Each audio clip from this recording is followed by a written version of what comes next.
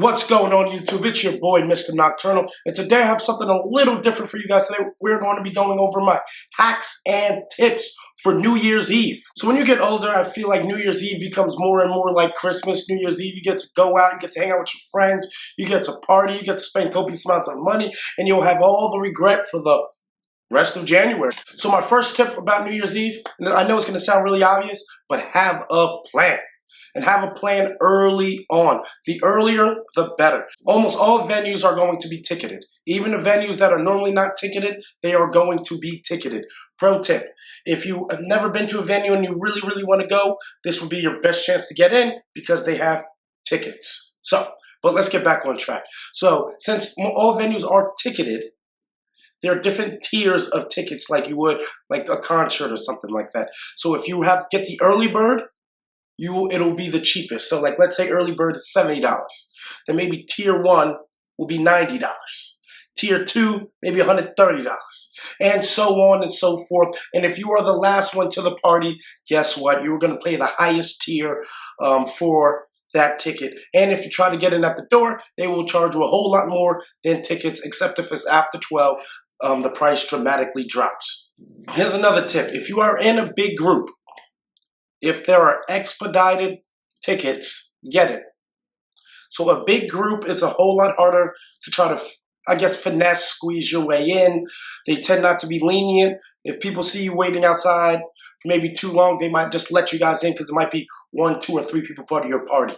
If you have 7, 8, 9 people part of your party and you do not want to buy a table, or you guys can't afford a table, whatever your finances may be, buy the expedited tickets. And if they don't have it for that club or venue that you're trying to go to, maybe go check out another one. So just getting in can be seamless, because you don't want anything to go wrong during New Year's Eve. It is supposed to be like the start of the new year. You just really, really want to have fun. Now, where should you go? Now, you could go to bars, hotels, and clubs. And as you get older, dinner parties. If you're at that certain age, dinner parties are a whole lot of fun. They're a lot more upscale. They're really chill. But if you are that age, you're probably not watching this video, so I'm not going to cover that for you guys. If you guys are of that age and you guys would like to know a little bit more, hit me up and I'll get back to you with all my tips, hacks. But if you were trying to go to a bar, the ticket stuff may not apply to you as much. I think it still does a little bit, depending on where, like, I guess what city you're in. But show up there also earlier, because bars do get packed quicker. And nobody really bar hops like that during New Year's Eve, or especially not towards the end of the night. They might do that around 9-ish o'clock, 8, 9, 10 o'clock, but they won't be doing that as it gets closer to the ball drop. I know one New Year's Eve, I think we showed up, I know one New Year's Eve, we showed up to a venue at like 11:40. Line was crazy. Thankfully, somebody part of our crew knew the doorman, and she facilitated us getting in, and it was seamless, so we were there for the ball drop. But if we were stuck on that line, we probably wouldn't have gone into at least, just judged by it, 12:45. So don't make the same mistake that we made by having a pregame that lasted too long because we were having too much fun. And if your pregame happens to roll over like ours did because you guys just weren't ready to leave or whatever, just stay home. If once it becomes a certain time, especially if you're with a big group, I would say your best bet is to stay home and have fun. It is better to, I guess, be in the company of friends at home than to be on the line. I guess you're still with your friends, but who wants to wait online trying to get in when you could have been at home? Keep your pre-games timely, and if they run over, stay home. So how do you pick the right club for you? All right, so this I like to break down in tiers. If you don't go out much, you don't need to pay for the super high-end, ridiculously lit club. Because since you don't go out too often, any form of stimulus is probably good for you. So then I would probably choose a low to mid-level club with cheaper tickets. It'll save you on your pockets, and you don't need all that extra excitement that a super lit club may give you because you're not used to going out anyway. So it's like any form of a good time, you're going to just be like bouncing around. You're going to be happy. You're going to be elated, everything. Also, when you are at that lower tier and you don't go out very often, it's New Year's Eve. Every club you go to, every move you go is going to be lit. Everybody's going to have great energy. So it's going to be hard for you to miss. So therefore, since you don't need that much stimulus, you can just go anywhere and you will be like, whoo, it'll be a shock to your receptors.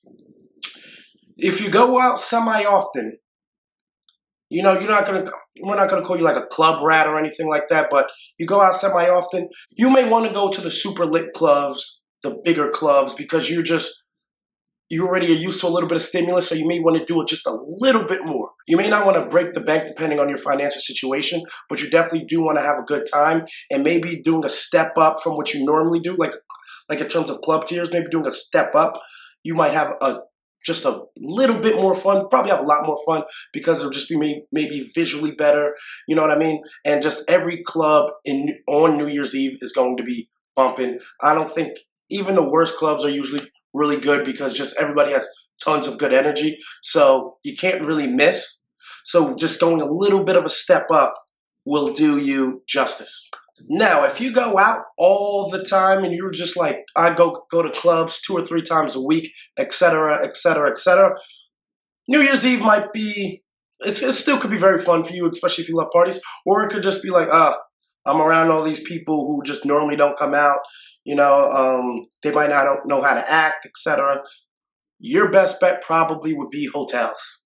Hotel parties, especially with the open bar, are they're really good, especially if you go with a decent group of people. It's really good to mingle, and their open bar is very different than a club open bar. Club open bars are always ridiculously packed, so you may only get 2 or 3 drinks a night from that open bar because it's open bar for everybody in the club. So you're just going to have to fight, and you're going to have to really want these open bar drinks at a club. Otherwise, you just wasted your night at the bar trying to get drinks over and over and over again. So at a hotel open bar, since it tends to be less people, you get to actually enjoy the open bar and make the most of it. So that's my tiers. If you go out all the time, you might want to switch it up to like a hotel, which is more of a lounge kind of vibe. Or you could go to a lounge yourself for New Year's Eve. Those will always be a great time. Tons of fun. I want to say different type of people, usually a little bit more upscale. They're usually going to be a little bit older. You're not going to find your 22, 23-year-olds there. You might find your upper 20s, 30s, and 40s at lounges, hotel bars. Now let's tackle bottle service. Is bottle service really worth it for New Year's Eve? I think it depends on the club, and I think it also depends on what their tickets are going for. So bottle prices will be inflated because everybody seems to have money during New Year's. So table prices are going to be at a premium. If the ticket for the open bar, let's say, is $200 or whatever, and then per person, but like getting a bottle, you guys calculated it would be around $4.50 per person, I probably would choose a table. Because then I'll actually get to drink my drinks, have a place to like run away and like seclude myself from all the chaos, and it just makes just your time a whole lot better. It just makes your time a whole lot better. However, if the tickets are like $100-something and bottle service is like $400 a person, then I'm probably not going to do all that. I'm just going to get absolutely hammered and then maybe get my 1 or 2 free drinks. And just to let you guys know, as a side note, that will not include top shelf. In a city like Vegas, what I would tell you for New Year's Eve, it is absolutely hectic. It is mayhem. My best tip for men would be, if you happen to pull somebody, or girls as well, if you happen to pull somebody before the club, like you guys just meet on the strip or something, go wherever they're going. That'll probably be your best New Year's Eve move. Go wherever they're going, link up, and then try to see the deal. That'll probably be that's my grade 8 tip for Vegas for New Year's Eve. Go wherever they're going. Scrap your plans, call your bank. If you had tickets beforehand, call that in, get it taken off your card, and then go wherever they're going. And lastly, for dress code, because I know people always want to know, New Year's Eve for women, you guys can go over the top. If you want to go over the top, this is the time to go over the top. Not over the top like Halloween with like being super, super duper out there, but you can be elegant. You can wear shiny stuff. You can just look totally amazing. It'll be like one night.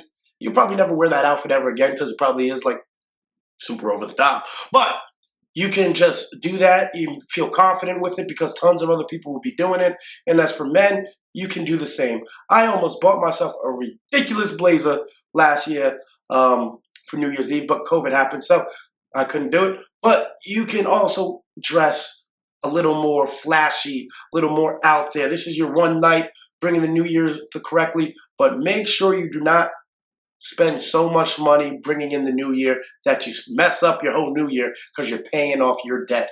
That will really ruin your year. If you're paying off your one night and it takes you 2 months, you did a little too much. Just a tad bit too much. All right, so my name is Mr. Nocturnal. These are my tips, tricks, and hacks for New Year's Eve. If you have any questions, no matter what city they're in, let me know and I'll get back to you. And until next time.